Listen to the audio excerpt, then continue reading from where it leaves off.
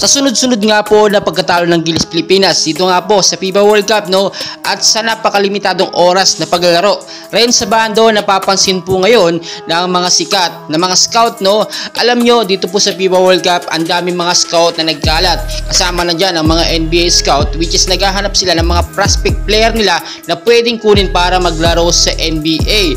Do marami nagsasabi na si Kai Sotto daw talaga ini-scout ng mga NBA para magkaroon ng opportunity, magkaroon ng two-way contract kung sakasakali. Pero dahil nga po sa nakikita nating performance si Kai Sotto at sa very limited time ay tila malabo po ito. Ngayon po ay umaariba or nagpapakitang gilas itong ating kababayan na si Lakay, si Ren sa bando dito nga po sa FIBA World Cup. Sa kabila po ng napakaliit na playing time niya ay nakakagawa siya ng very unexpected. Yan nga po yung sinasabi natin, yung mga pangmalakasang blocks ni Abando. Sa last game ng Gilas Pilipinas kontra nga po sa South Sudan, wala man naitalang puntos ito si Ren sa bando.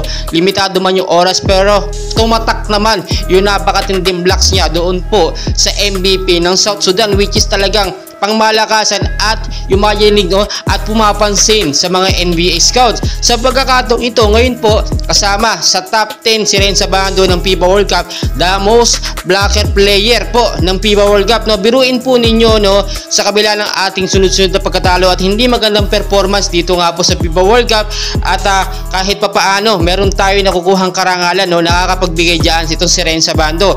At ito pa pong ating isang latest update Jordan Clarkson posible na nga pong palitan ni Justin Brownlee sa Asian Games kung sakasakali, dahil nakita nyo naman hindi ganoon naging effective itong si JC or si Jordan Clarkson. Walang duda sa kanyang NBA caliber skills, magaling talaga, pero sadyang yung chemistry po wala sa loob. Iba kasi yung Justin Brownlee sa loob na kasama ang Gilas team, may chemistry talaga kahit po magaling ang isang player, kung wala namang chemistry team wala pong mangyayari.